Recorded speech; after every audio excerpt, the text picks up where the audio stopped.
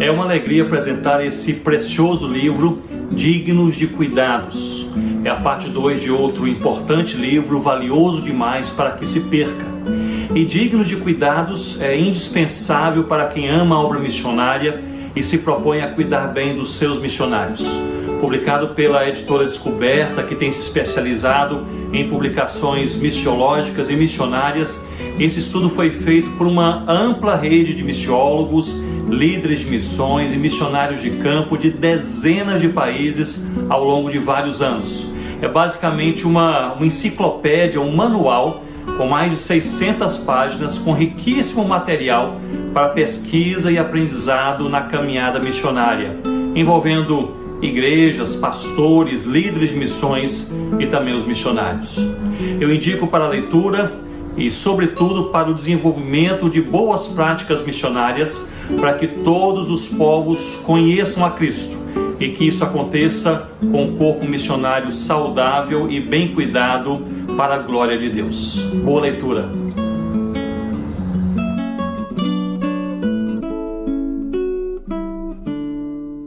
Este libro ha sido parte de mi búsqueda por más de 30 años para entender la perspectiva de la Biblia, de los discípulos de Cristo, especialmente Pablo, de la naturaleza de la iglesia misional, el pueblo de Dios llamados a ser pueblo misional. Existimos para las naciones y existimos para la misión de Dios.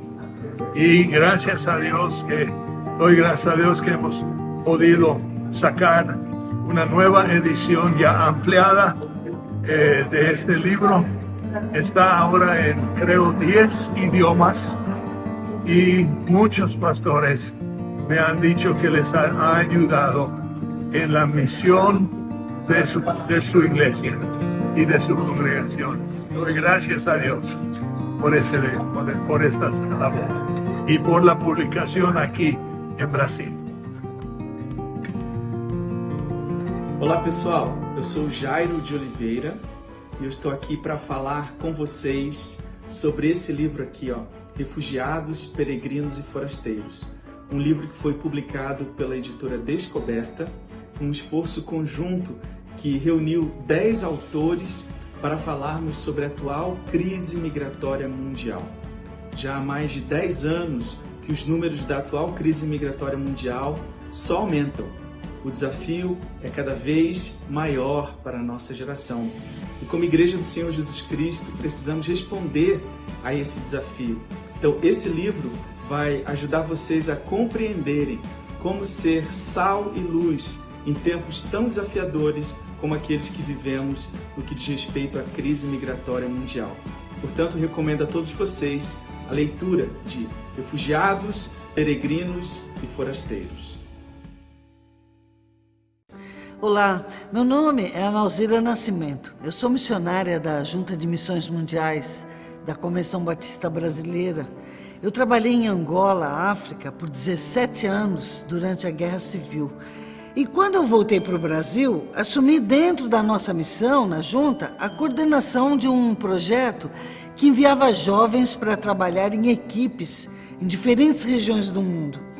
Com essa bagagem de campo, faltava, entretanto, uma reflexão para interpretar e ressignificar essas vivências interculturais.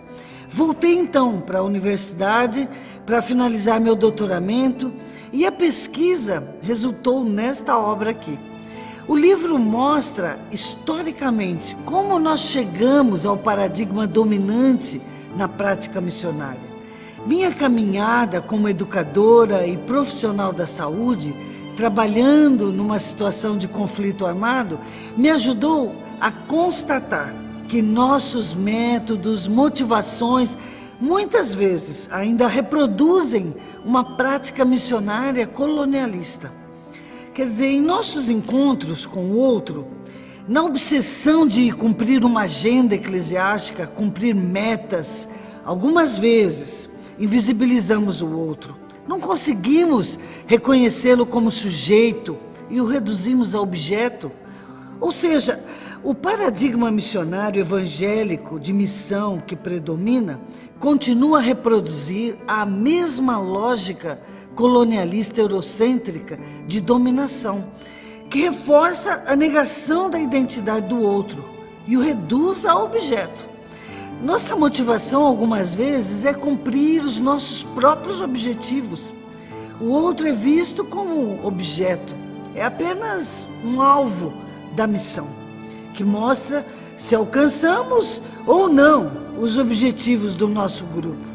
O livro tem sua relevância, porque em tempos de polarização extrema, há uma necessidade de pensar o mundo na perspectiva do outro.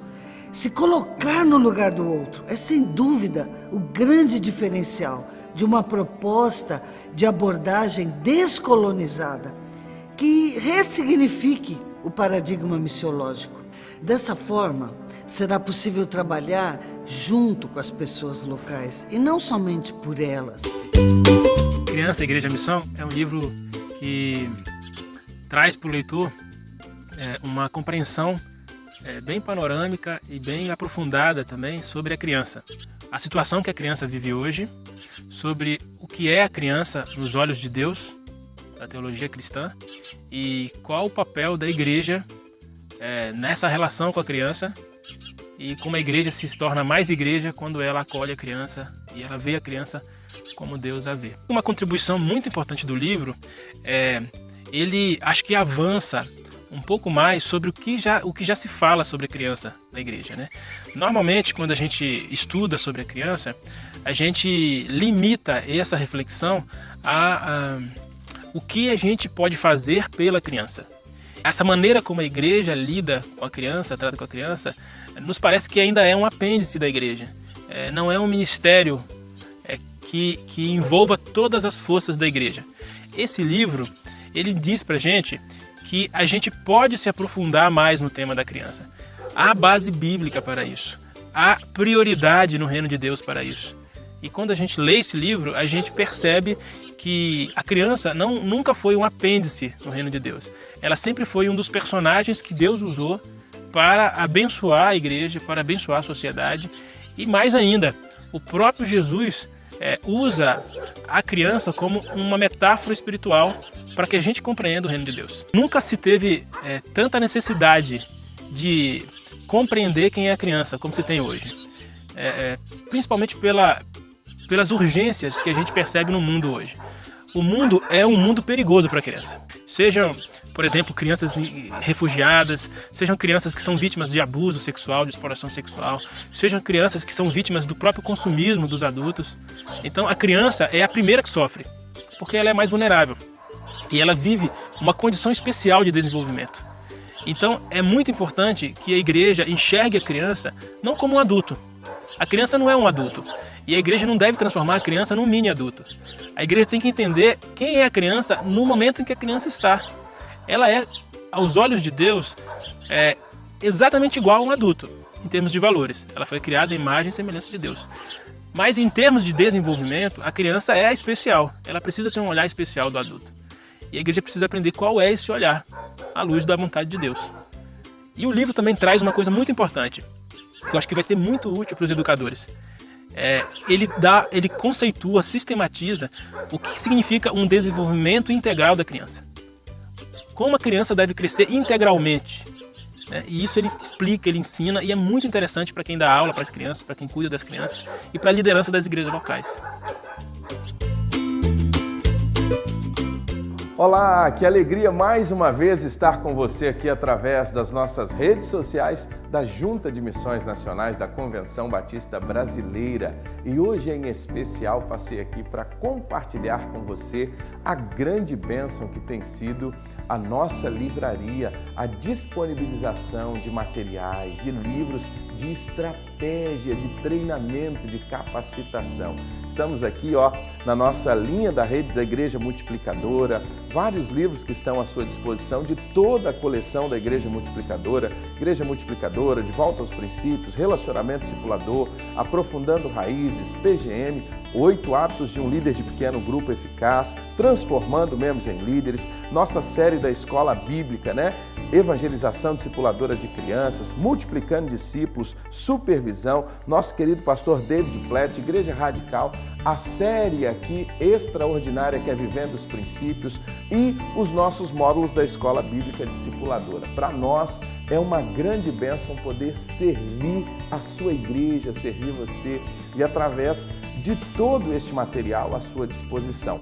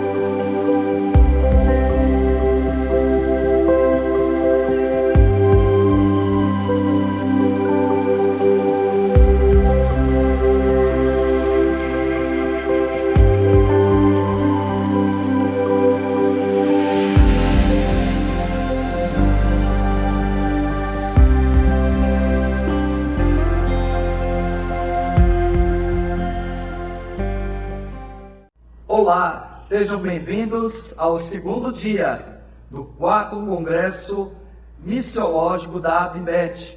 Congresso este em parceria com as Juntas de Missões Nacionais e Junta de Missões Mundiais da Convenção Batista Brasileira.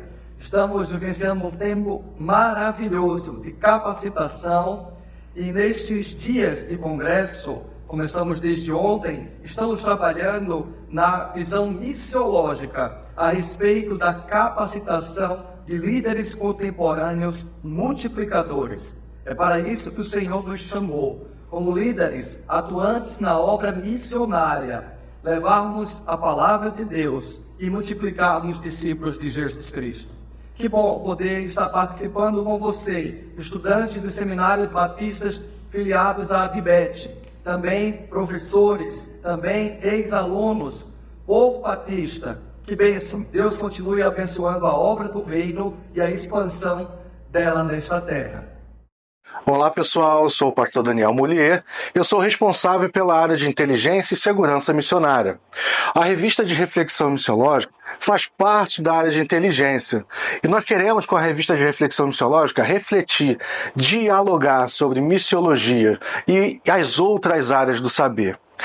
A revista de reflexão missiológica ela é dividida em 3 seções: artigos, para que pesquisadores, mestres, doutores possam ali aplicar suas pesquisas e compartilhar com a área acadêmica, com o meio acadêmico, o que está sendo pesquisado. Temos a seção resenhas, um espaço específico para os professores de missiologia.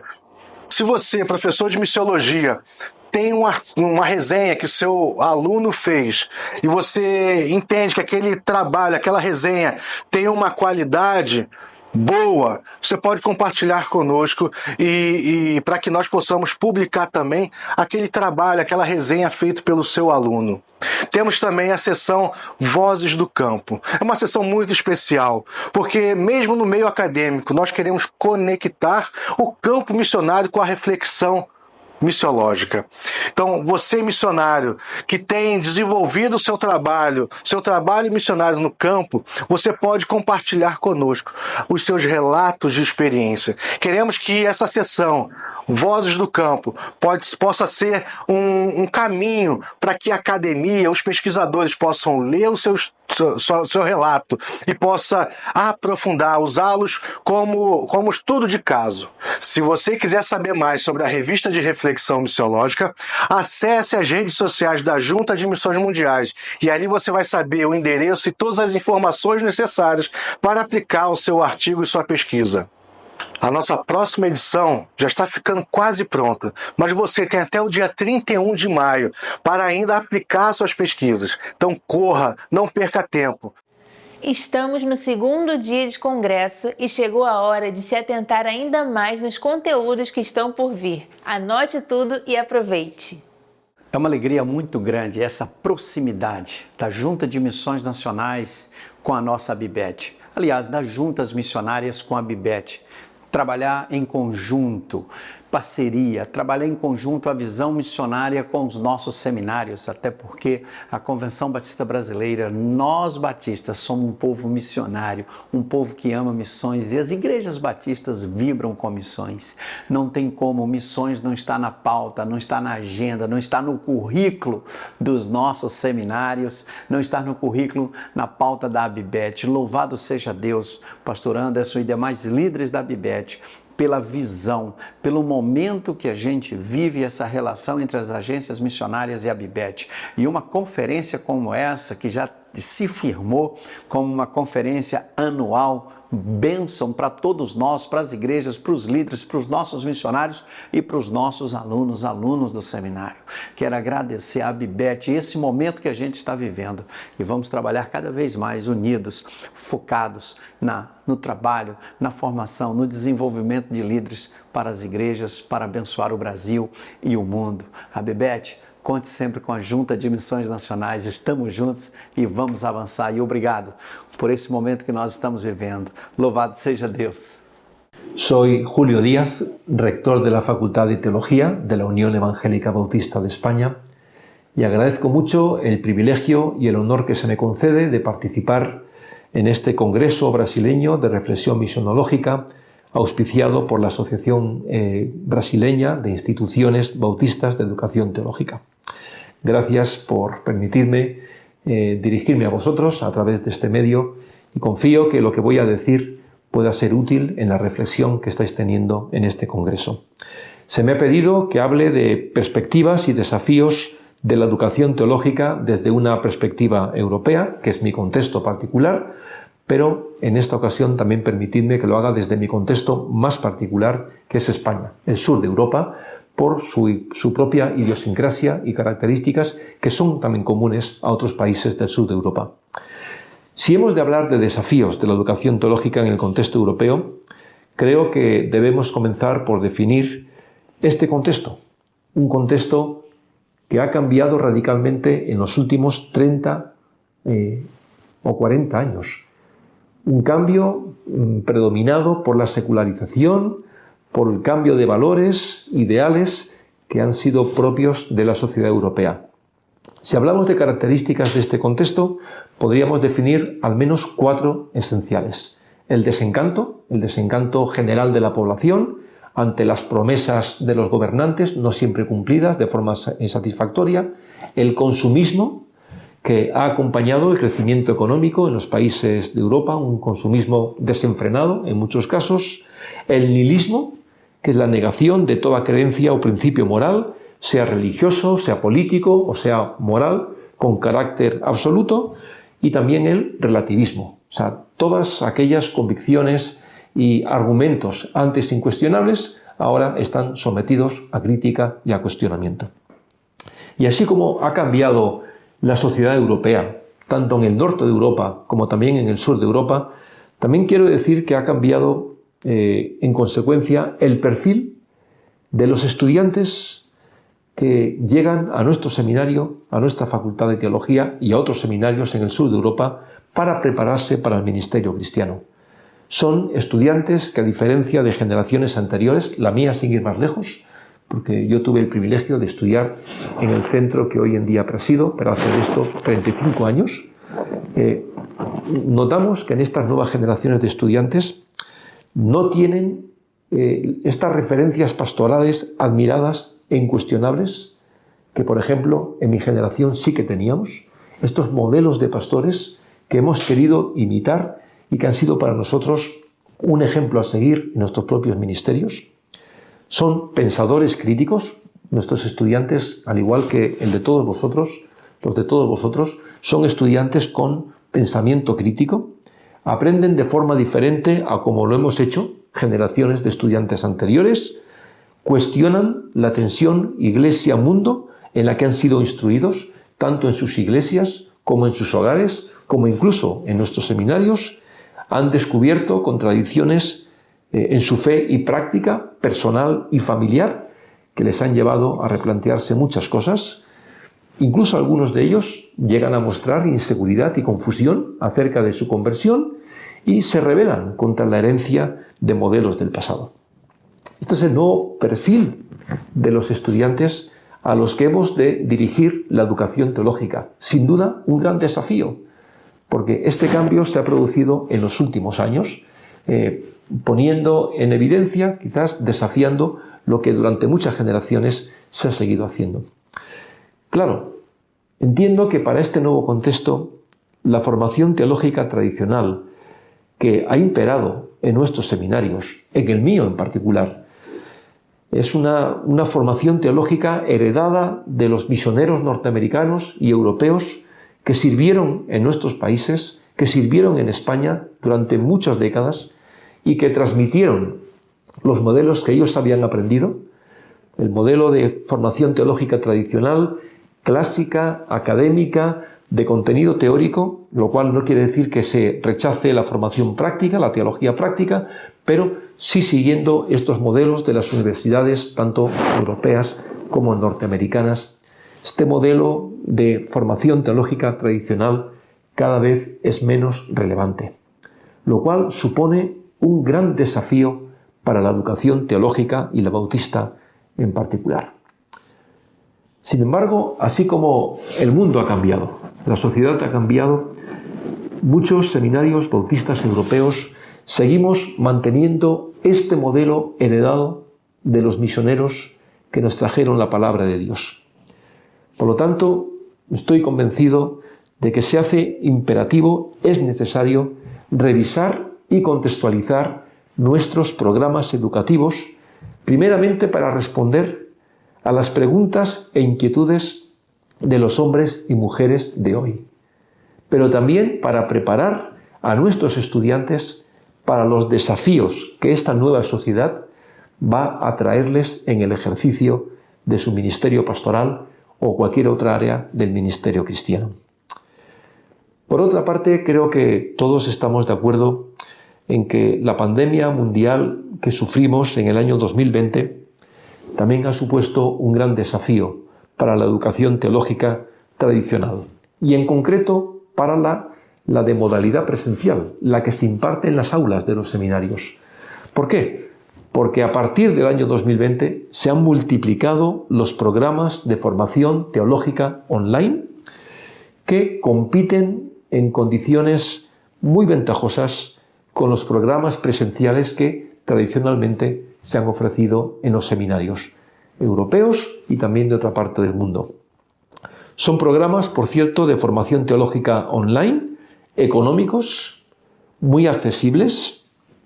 De hecho, no requieren renuncias y sacrificios para aquellos que quieren prepararse para el ministerio cristiano. O sea, no requieren de los estudiantes que abandonen su modo de vida, ni sus trabajos, ni sus hogares, ni sus iglesias, para pasar un cierto número de años en el seminario o en la facultad de teología. Utilizan las nuevas tecnologías, incorporan metodologías pedagógicas muy novedosas, ofrecen títulos acreditados, incluso de alto valor académico. Esto en cuanto a aspectos positivos, pero también quiero hacer aquí una lectura crítica de estos programas, en el sentido de que, en mi opinión, carecen de esta interacción de oportunidad de compañerismo y formación del carácter para el ministerio cristiano que ofrecen los programas de estudios presenciales que se siguen ofreciendo en los seminarios. Tiene muchas ventajas, sin duda, pero creo que este elemento de la convivencia, de la interacción, de la formación del carácter en un centro de estudios donde predomina la enseñanza tanto teórica como práctica, pero también esta enseñanza llevada a la vida personal, creo que de esto pueden adolecer algunos programas formativos. También son programas de formación teológica que en general carecen de este énfasis en la identidad denominacional que queremos transmitir a aquellos alumnos que se quieren preparar para servir como pastores o como líderes en iglesias o en diferentes ministerios dentro de la obra bautista. Lógicamente, esta es una lectura muy personal y no quiero negar para nada el valor de estos programas de estudios, simplemente que es el análisis que hago desde mi propio contexto. Ahora, ante toda esta realidad, me pregunto, ¿cómo podemos los seminarios y facultades de teología bautistas europeas hacer frente a los nuevos desafíos a la educación teológica? Quiero adelantar que no tengo todas las respuestas, ni mucho menos. De hecho, si este congreso se está celebrando, un congreso de reflexión misionológica, donde también se analiza el papel de la educación teológica, es porque ninguno de nosotros tenemos todas las respuestas. Pero sí tengo algunas convicciones que creo que son necesarias en cuanto a este replanteamiento al que hemos de ir cada uno de los seminarios bautistas en Europa y en otras partes del mundo en cuanto a la educación teológica. Por supuesto, tenemos siempre que partir de la dependencia de la gracia divina y del poder del Espíritu Santo. Siempre que hablamos de los desafíos de la educación teológica, hoy igual que ayer, hemos de reconocer que somos lo que somos por la gracia de Dios, que ejercemos nuestra misión dependiendo del poder del Espíritu Santo, que no se trata de nuevos planes, de proyectos, sino que se trata de depender del Señor y de ejercer nuestro ministerio conscientes de que somos instrumentos de Dios para formar a aquellos que Él ha llamado a la obra del ministerio. También se requiere autenticidad. Quizás uno de los defectos más criticados, ¿no? Uno de los defectos que incluso algunos han señalado en los seminarios, en mi propia facultad, es que quizás los profesores podemos enseñar desde la teoría, pero se requiere que también los profesores seamos ejemplo de lo que estamos enseñando. Sí, las nuevas generaciones de estudiantes demandan autenticidad, convicción en nuestra enseñanza, que al igual que podemos impartir materias de alto contenido académico y teológico, que eso mismo lo estemos reflejando en nuestras vidas, en nuestros ministerios, en nuestras relaciones con los demás. Se requiere sensibilidad, ser sensibles a los cambios que se están produciendo. Cuanto antes he hablado del perfil de las nuevas generaciones de estudiantes, no lo quiero hacer solamente con un sentido crítico, simplemente darnos cuenta de que algo está cambiando de forma acelerada y debemos ser sensibles a esos cambios, no para atacarlos, no para denunciarlos, no para contrastarlo necesariamente, sino entender el cambio que se está produciendo en nuestros estudiantes, para que nuestra formación teológica se adapte a sus inquietudes y a lo que ellos esperan recibir en nuestros seminarios. Se requiere centralidad en la palabra de Dios. Vivimos momentos en los que la teología está discurriendo por diferentes caminos. Bueno, la teología, no lo olvidemos, siempre será un acercamiento, un entendimiento humano de la revelación de Dios. Por lo tanto, tiene sus límites. Y necesitamos una teología bíblica, cada vez más bíblica, centrada en la palabra de Dios. O sea, la Biblia debe ser la fuente de inspiración de nuestra teología. No tienen que ser el contexto social o político, no tienen que ser las propias personas. Sabemos que hay diferentes corrientes teológicas que tienen sus centros de gravedad, que no están precisamente en la Biblia.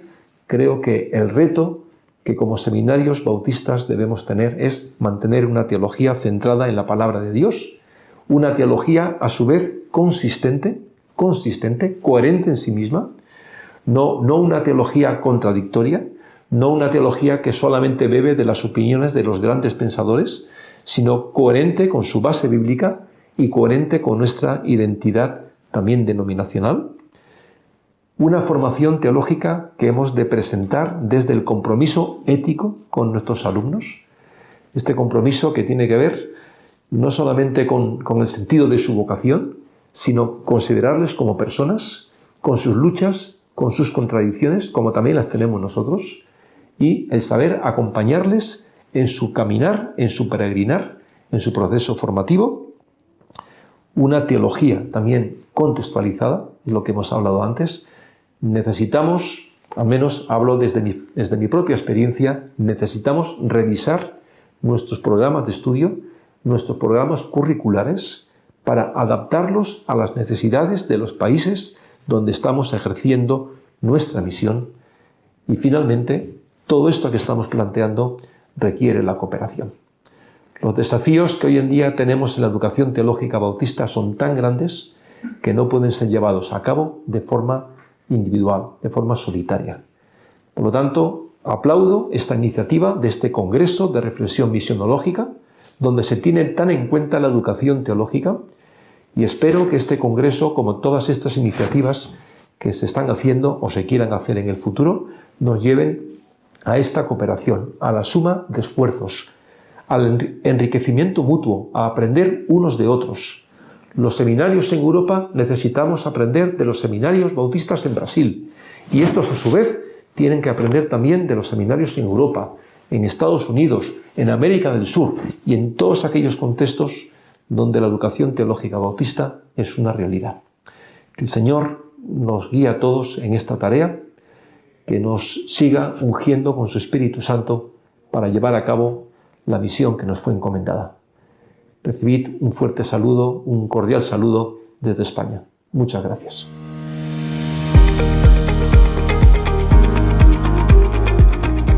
Olá, bem-vindos ao quadro Missiologados do Congresso da ABIBET, em que nós estamos reunidos com um convidado muito especial para continuar falando sobre a formação de líderes.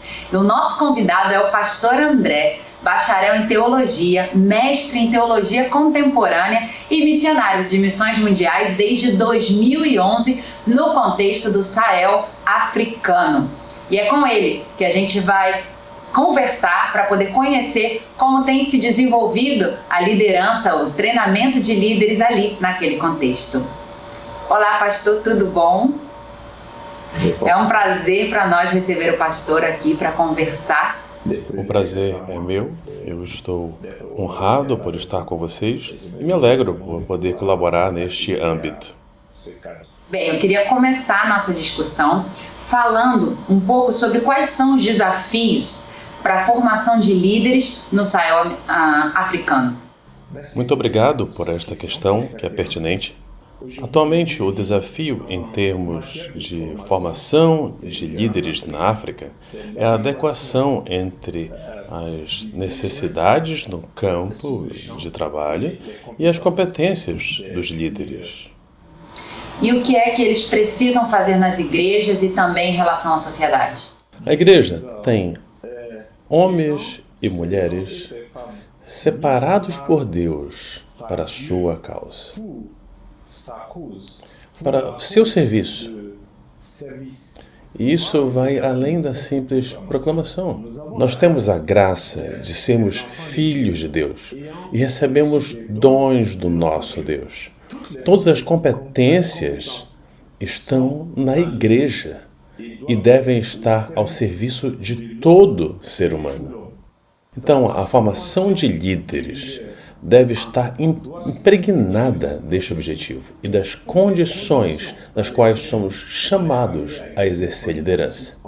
Não podemos ignorar as necessidades que estão no ambiente ao redor dos líderes. Falando sobre a preparação desse líder, eu gostaria de saber quais são os elementos necessários, fundamentais, que devem estar presentes na formação de um líder que seja relevante para o entorno ali no Sahel africano.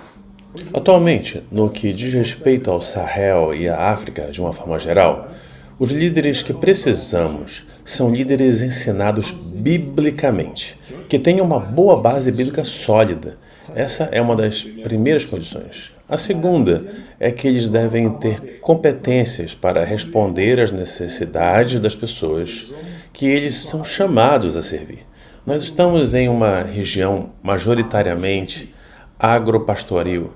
Então, a atividade agropastoril é um fator que podemos usar em benefício do líder, para que ele possa ser autônomo e orientar a população em direção à autonomia e autossuficiência. Então, para que o líder ele possa ter uma liderança que seja relevante naquele contexto, é necessário quem vai formar esse líder pensar em elementos que também vão garantir o bem-estar dele, né? Como uma educação profissionalizante, para que ele possa, além de servir na igreja, também utilizar a profissão dele para conseguir o seu próprio sustento e também servir a comunidade. Exato. O contexto no qual evoluímos atualmente no Sahel nos leva a integrar a noção da missão integral. A missão é integral, é global. Ela considera o homem em toda a sua personalidade, com todos os seus componentes, sem ignorar o ambiente, o contexto no qual ele vive. E cada vez mais, o Sahel se torna uma região fechada. Então, quem exerce liderança no Sahel, em qualquer nível, deve estar apto e competente a dar contribuição para o desenvolvimento do ser humano no plano espiritual, humano, social, econômico e mesmo político. Isso depende de diferentes cenários. A formação de base para os líderes neste nível precisa levar em conta essa globalidade e a formação precisa ser contínua. Nós devemos estar à altura de ter alguém que atenda em todos os níveis da sociedade. Você entende o que quero dizer? Excelente, muito interessante. E agora eu gostaria de começar a falar um pouco sobre o papel da igreja. Então a pergunta que eu tenho, pastor, é: como a igreja e seus líderes têm respondido às necessidades de uma população que vive em um contexto de terrorismo, de violência, de guerra? Atualmente isso é pertinente ao Sahel, diante de tudo que temos vivido. O terrorismo, a violência que nem podemos descrever. A população está traumatizada por essa violência. As pessoas são obrigadas a estar em movimento e podemos falar de milhares de deslocados internos na maioria dos países do Sahel. Falamos de populações deixadas em condições precárias, que não têm onde dormir, não têm o que comer, não vão à escola, de mulheres violentadas. A violência está cobrindo nas igrejas e mulheres, e a igreja não pode estar surda a esse grito. Nós fazemos, dentro do possível, aquilo que podemos para acompanhar. O acompanhamento psicológico, o acompanhamento espiritual, o acompanhamento financeiro. Tudo é um vasto movimento no qual estamos. Não estamos somente orando, mas nos esforçamos o máximo possível para acompanhar essa população em sofrimento, por meio de conselhos, apoio alimentar, abrigo, roupas que podemos doar. Tudo que podemos reunir nós fazemos. E tentamos fazer chegar nossa voz a todos aqueles que podem nos acompanhar para liderar com essa população em sofrimento. São essas ações da igreja que caracterizam o exercício da missiologia para o pastor? A missiologia, no contexto do Sahel, é exatamente essa expectativa de poder acompanhar o ritmo do batimento do coração de Deus em direção ao ser humano. A palavra de Deus é clara sobre isso. Deus tanto amou o mundo que deu seu Filho unigênito. E nós somos portadores desse amor para levar todos do Sahel, homens e mulheres, a serem reconciliados com Deus e a viverem para a glória de Deus. Toda a criação foi feita para glorificar o nome de Deus. Mas pelo impacto do pecado, o homem separado de Deus e sem Jesus Cristo não pode render glórias a Deus. Mas nós temos essa fé, que Deus está trabalhando e continua a trabalhar conosco para que possamos dar oportunidade a cada homem e mulher de ser reconciliado com Deus e, como consequência, glorificar a Deus e adorá-lo como se deve. Seja onde eles estiverem, com paz e alegria, essa é nossa esperança e é o centro do nosso compromisso. Pastor André, muito obrigada. Gostei muito da sua participação, tenho certeza que edificou a todas as pessoas que estão nos assistindo e que o Senhor abençoe o trabalho que tem sido feito ali no Sahel africano. Deus abençoe. Eu que agradeço, foi um prazer para mim passar esse tempo com vocês e responder suas perguntas, na esperança que eu tenha contribuído para ajudar no avanço da vossa compreensão e reflexão sobre a necessidade missiológica e educacional na formação de líderes no Sahel. Que o Senhor os abençoe, os sustente na sua obra e nos dê sempre a alegria de estar a seu serviço. A Ele somente seja glória, em nome de Jesus. Obrigado. Amém. Estamos chegando ao final desta primeira etapa do Congresso e temos aprendido muita coisa boa, mas ainda não acabou. Vamos continuar ouvindo e adquirindo mais conhecimento sobre missões. Este libro ha sido parte de mi búsqueda por más de 30 años para entender la perspectiva de la Biblia, de los discípulos de Cristo, especialmente Pablo, de la naturaleza de la iglesia misional, el pueblo de Dios llamados a ser pueblo misional. Existimos para las naciones y existimos para la misión de Dios. Y gracias a Dios, doy gracias a Dios que hemos podido sacar una nueva edición ya ampliada de este libro. Está ahora en, creo, 10 idiomas y muchos pastores me han dicho que les ha ayudado en la misión de su iglesia y de su congregación. Doy gracias a Dios por esta labor e por la publicação aqui em Brasil. Boa noite, meu codinome é Priscila e eu estou muito feliz em refletir com vocês sobre a formação de liderança feminina em países fechados. Eu, meu marido e nossas 3 filhas somos missionários das igrejas batistas brasileiras através da JMM no sul da Ásia desde 2014. Eu amo histórias e agora nós vamos refletir sobre algumas histórias nesse tema na Bíblia, enquanto eu conto outras histórias da minha experiência num país fechado, não cristão. A participação feminina na Bíblia é muito clara e hoje em dia, graças a Deus, tem crescido a publicação de materiais nesse tema. Nosso trabalho como família é fazer discípulos e plantar igrejas entre povos não alcançados. Portanto, o livro de Atos e o estudo da expansão do cristianismo naquele tempo, das viagens de Paulo, é uma grande referência na nossa vida. Bem logo no início de Atos, vemos a participação de mulheres em todas as esferas da igreja. Quando estudamos esse livro com foco nas mulheres, vemos que Paulo toma a iniciativa de ir às mulheres, se direciona a elas na exposição do Evangelho, ele vai à casa de mulheres para ensinar, ele chama mulheres de cooperadoras. Em Filipenses 4, 2 e 3 está escrito: peço a Evódia e a Sintique que tenham o mesmo entendimento no Senhor, pois lutaram ao meu lado na causa do Evangelho. Algumas, como Júnia, são presas, muitas têm igrejas em sua casa, algumas ensinam, outras servem. Febe, por exemplo, é a pessoa que leva a carta de Romanos. Vejam a lista que eu deixei abaixo com o nome de mulheres em destaque em Atos e nas cartas de Paulo. A formação de liderança feminina, então, ela pode ser separada em 2 grupos. O primeiro grupo é composto por mulheres que já são discípulas de Cristo, crentes que caminham com Cristo e desejam conhecê-lo mais. Sobretudo, participar do trabalho do que ele faz de salvação e transformação de vidas. Em Tito, vemos o convite para mulheres falarem, ensinarem e orientarem outras sobre o que é bom, a sã doutrina, para que a palavra de Deus não fosse difamada. É mulheres discipulando mulheres. E na igreja primitiva, uma dessas mulheres que já caminhavam na fé foi Priscila. Priscila e seu marido conhecem Paulo em Corinto, Atos capítulo 18. e eles tinham o mesmo tipo de trabalho. Moram um tempo juntos, trabalham juntos. Priscila tem o nome referido antes de Áquila, ou porque ela vinha de uma situação mais nobre, ou porque era mais envolvida no trabalho da igreja. Seja como for, ela exerce uma posição de liderança e forma novos líderes.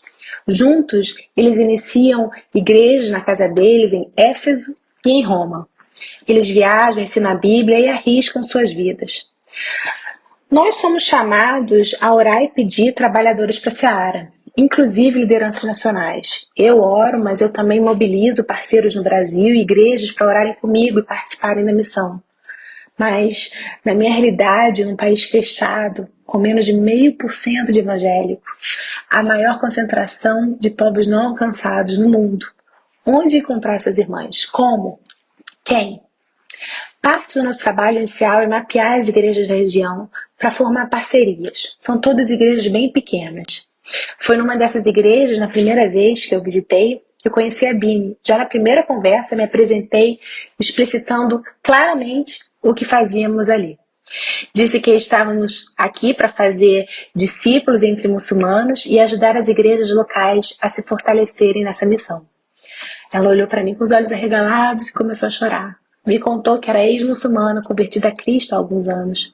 No dia seguinte nos encontramos para conversar mais e passamos a tarde juntas. A partir de então nos encontrávamos semanalmente, eu, Bini, mais 3 ou 4 irmãs, para estudarmos a Bíblia juntas, orarmos e irmos a um parque na cidade, fazer caminhada de oração e falar do amor de Deus aos que estavam abertos para a conversa. Muitas vezes visitávamos mulheres que estavam começando a conhecer a Cristo, interessados para estudo bíblicos, para a comunhão e oração. Essa primeira parte da formação de liderança está relacionada a fortalecer o conhecimento bíblico de mulheres já crentes, mas também, num contexto fechado, principalmente, permite que elas despertem e vejam a multidão de perdidos ao redor delas e como, de uma maneira relacional e intencional, elas podem se conectar com amor a outras mulheres, levando a mensagem de Cristo. Considerando desafios e oportunidades relacionados à formação de liderança feminina no contexto fechado, existem algumas particularidades. Primeiramente, a insegurança, tanto do missionário transcultural, mas também do cristão local que está inserido na sua própria cultura e percebe nuances que às vezes nós, mesmo com anos de convívio e de estudo, não percebemos ou não estamos sujeitos. Mas se contrapõe a empatia. A identificação de Bini, por exemplo, com a jovem muçulmana Lâmia, na foto anterior. Segundo ponto é a perseguição. A perseguição é uma realidade palpável em países fechados. Tanto Priscila, no Novo Testamento, quanto a minha amiga Bini e outras mulheres nessas fotos enfrentaram muitos níveis de perseguição. Acontece que a perseguição ela pode se tornar uma oportunidade por gerar perseverança e fortalecer a fé. Sobre medo, o medo esse é geral e afeta todos nós em qualquer lugar. Ele só troca de roupa. Se conseguimos identificar o medo, orarmos entregando ao Senhor e ainda assim sermos sábios a limites necessários que devem ser tomados, conseguimos continuar avançando como a igreja primitiva fazia. Em cada local, realidade e temporada, vamos aprendendo e ajustando as melhores formas de continuar fazendo o Senhor conhecido, aqueles que muitas vezes nunca ouviram falar do seu amor. O medo, ele encontra a contrapartida na ousadia. Muito me custou, eu não posso deixar de falar. Não é um sinônimo de irresponsabilidade, é uma coragem bíblica baseada em respeito, em conhecer o local, a realidade, mas também em não deixar a luz do Evangelho debaixo da mesa. Assim, continuamos buscando formar líderes. Encontrando Marias, a gente volta para Atos 12 e o episódio da prisão de Pedro. Pedro ficou detido na prisão, mas a igreja orava intensamente por eles. Ele se dirigiu, quando ele é solto pelo anjo, à casa de Maria, onde muita gente havia se reunido e estava orando. Essa Maria abriu a casa dela para uma igreja, para a igreja primitiva. Assim como essa Maria, Sofia Ente, uma senhora já numa fase mais avançada da vida, usa seus dias para levar mais pessoas a Cristo. Ela não tem marido, fugiu de casa com 2 filhos quando eles ainda eram pequenos, quando ela deixou o islamismo e se tornou seguidora de Cristo. Hoje em dia, os filhos estão crescidos e fora do país, ela abre a casa dela para encontros bíblicos. Intencionalmente busca outros muçulmanos que estão interessados em conhecer mais sobre Cristo. Quando conhecemos, ela pediu que ajudássemos a entender mais a Bíblia, ensinar melhor e, sobretudo, conectar mais muçulmanos a ver a mensagem do Evangelho. Então, passar tempo com ela se tornou uma de nossas prioridades. Seja nos hospedando na casa dela para encontros de estudo de palavra e oração, ou trazendo ela para passar dias conosco em nossa casa, momentos de comunhão, estudo, visita a outros que buscavam o Senhor. Na formação de liderança feminina existe um entrelaçamento de vidas, sobretudo num contexto de minoria religiosa e perseguição. Um quarto ponto que eu adiciono à nossa lista é o isolamento e a solidão. Muitas vezes eles deixam a cultura. Aqui nesse contexto, a religião não é apenas um aspecto da vida, mas ela permeia toda a identidade individual. Deixar de ser muçulmano, deixar de ser hindu, se tornar um cristão evangélico é verdadeiramente uma nova vida. Mas a dor do isolamento permite maior disponibilidade de tempo e geram líderes que mergulham de vez no ministério. Eles sabem o preço que estão pagando. Também uma oportunidade de descobrir uma nova família, oikos em Cristo. O segundo grupo de mulheres que formamos são novas convertidas no início da jornada de fé. É o ensino dos fundamentos bíblicos da fé cristã e a base. Mas é mais. É vida na vida. Uma expressão retirada do livro sobre vida em comunidade de Dietrich Bonhoeffer. O autor fala sobre a vida juntos, deixando claro que é através do amor um pelo outro que criamos comunidade. Muitas vezes isso significa permitir que Deus nos interrompa nos nossos próprios planos, que Ele cruze nosso caminho mudando os planos, enviando pessoas com necessidades e pedidos para atendermos. A gente volta para o livro de Atos e vê nas viagens paulinas do capítulo 16 e vê ele chegando em Filipos, por exemplo, senta e começa a conversar com as mulheres que estavam ali. Ele vai atrás das mulheres.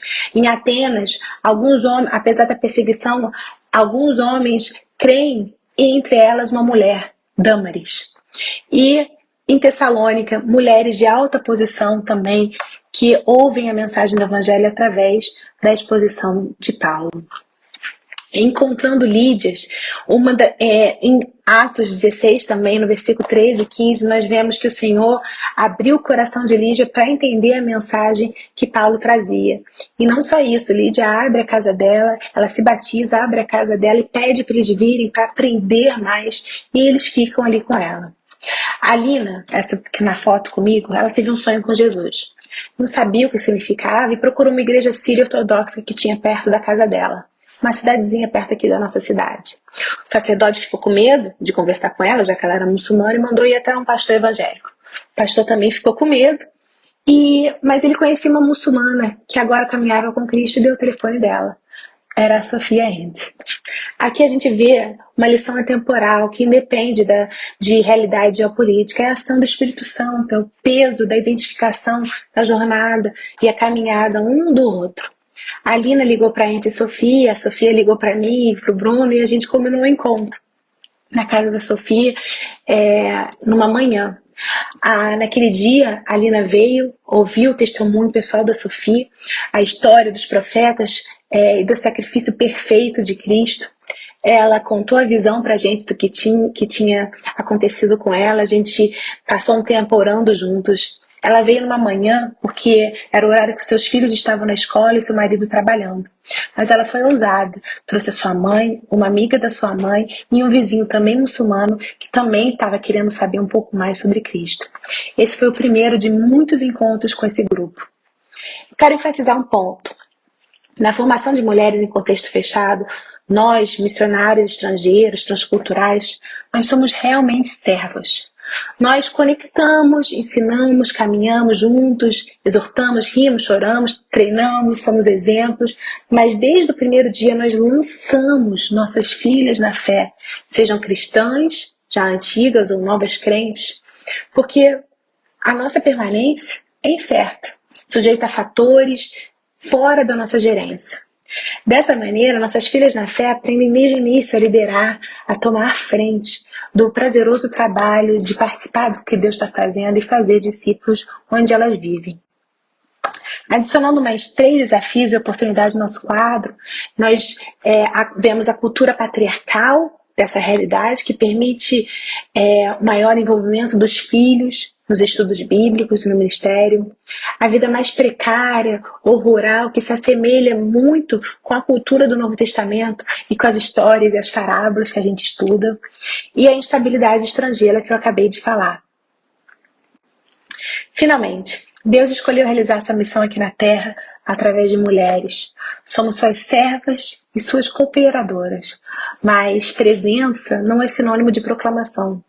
Precisamos ser intencionais, seja na proclamação do Evangelho, seja na formação de liderança feminina.